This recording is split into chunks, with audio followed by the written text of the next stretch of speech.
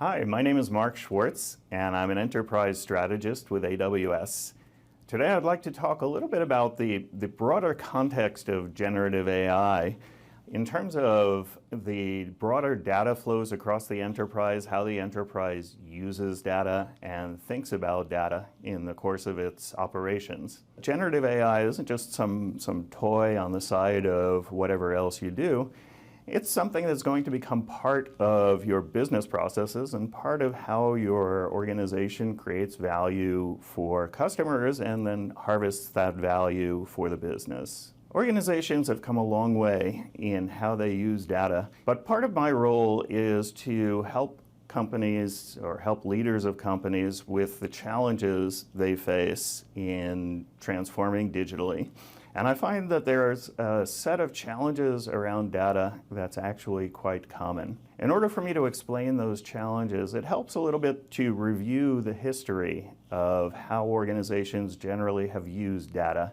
And I like to divide it into three stages or three phases of development. In the first stage of using data, enterprises primarily thought about reporting based on data. So we say that those enterprises were data aware. They created what were usually backwards looking reports that were used by senior executives, and they were often focused on financial matters or performance metrics. But in any case, they looked at the past and reviewed results typically. In the second stage of using data, companies became data aware, you might say. Power users might use dashboards, data warehouses, things like that, in order to monitor the performance of the company. Typically, these were interactive rather than batch-oriented like the early reporting applications. And they could use business intelligence tools in order to make decisions and optimize performance of the company. The third stage is what we call being data-driven. Enterprises that are data-driven will use data to guide or to trigger activities. The third stage is what we call being data-driven. Enterprises that are data-driven use data to guide actions or sometimes to trigger actions.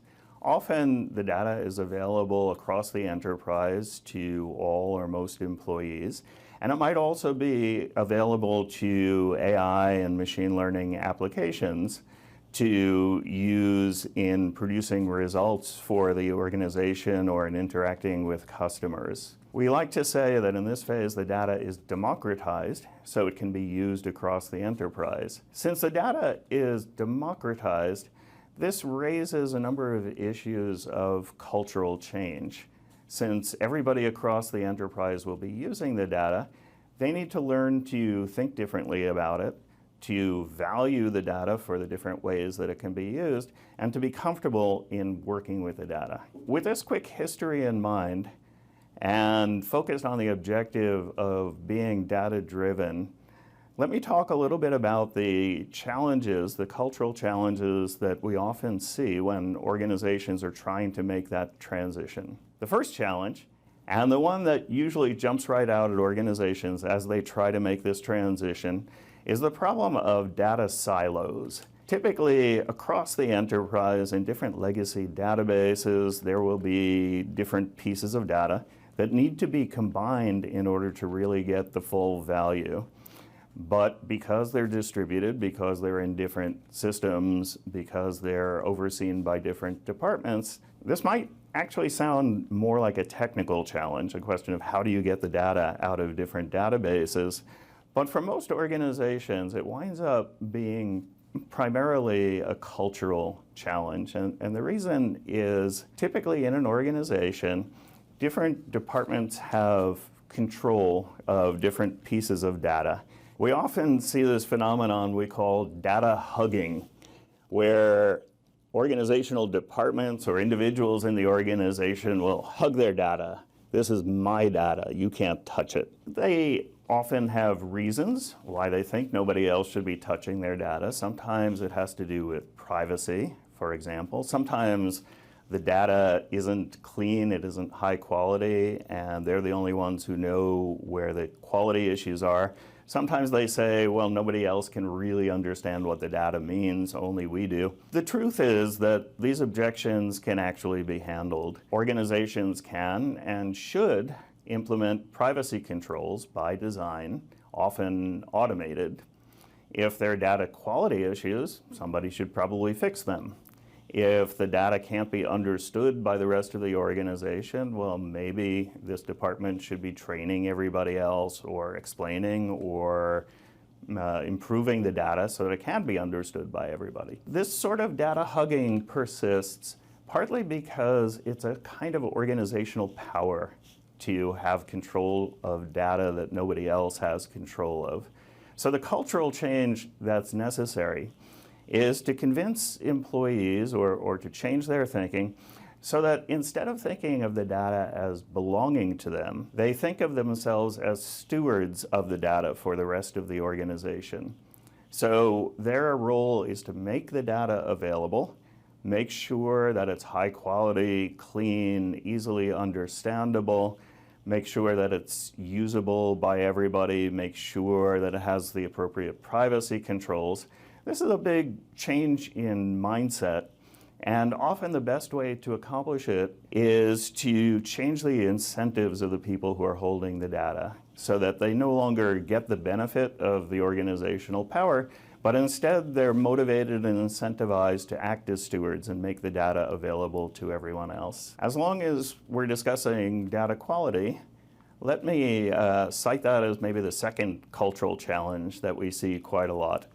I say a cultural challenge because when there's poor data quality, it often means that people think poor data quality is acceptable. How does poor data quality arise in an enterprise?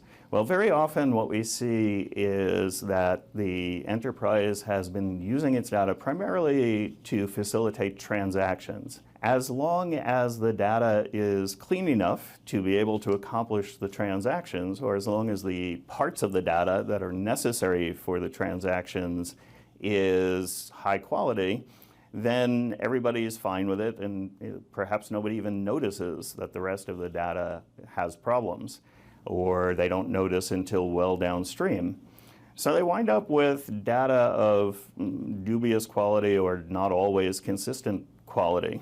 The way to improve that is to change the mindset again of employees so that they think of the data as a corporate asset, not just as a way of doing transactions.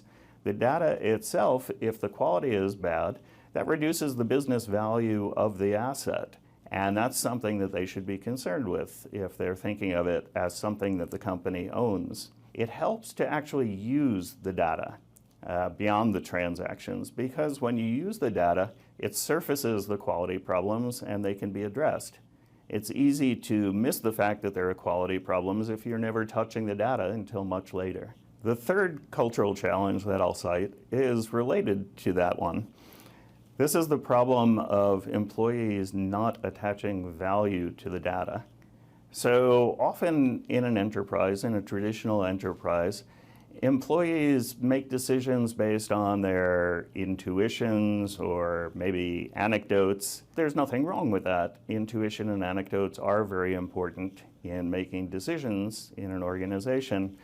But a data-driven enterprise adds the rigorous use of data to that. So in places where people might have used kind of weasel words in order to discuss business decisions, a data-driven enterprise tries to be rigorous and to cite data to support decisions, or to guide decisions is a better way to put it. So where somebody might have said, oh, we substantially increased our revenues, well, maybe they should be saying, we increased our revenues by 27%. Where they might be saying, oh, customers are much happier with this way of doing things, Well, maybe they can refer to an increase in Net Promoter Score or some other substantive metric that helps justify the point they're making or the decision that they're making. So how does an organization change in order to think about data as something they should use rigorously to make their decisions? Well, often this has to come from the top of the organization. Leaders can demand data, can demand reasoned analysis of data to support decisions. They can explain their own reasoning in terms of the data that supports that reasoning. And over time, they can shift the mindset of people to understand that data is something that the organization values and something that they should care about. The fourth cultural challenge, and the last one that I'll talk about today, is the increased importance of responsible use of data by the organization. Because a data-driven organization typically empowers employees around the organization to make decisions based on data, it democratizes the access to data. That also means that the employees around the organization have to take ownership over using the data responsibly. Of course, employees need to follow codes of conduct from the organization or professional codes of conduct, but it goes well beyond that because employees will often be facing new decisions that they have to make that aren't covered by those codes of conduct. So it's important that they raise questions, that they think about the implications of what they're doing and whether they're using the data responsibly. And the best way to promote a culture of responsibility taking is to agree on a fundamental set of values or principles that employees should keep in mind as they're using data. And that can lead them to raise questions when they see something that raises a red flag, for example, or just to make sure they apply the data in a way that's responsible. I have brought up 4 common cultural challenges that we see around the use of data in an organization. The first was the siloing of data that often occurs when parts of the organization feel like they can have organizational power by hugging their data. The second was maintaining data quality across the organization, which can lapse when people aren't thinking of the data as an important corporate asset, or when they're not thinking of the data's potential for improving organizational processes or delivering better results for customers. The third cultural challenge was the need for employees to learn to value data and to use it in their everyday decision making, in how they communicate, and in how they trigger their activities. The fourth was the responsible use of data, which is increasingly important culturally as organizations decentralize decision-making and empower employees to use data directly to make decisions and take actions. These are just examples of the cultural challenges of becoming a data-driven enterprise.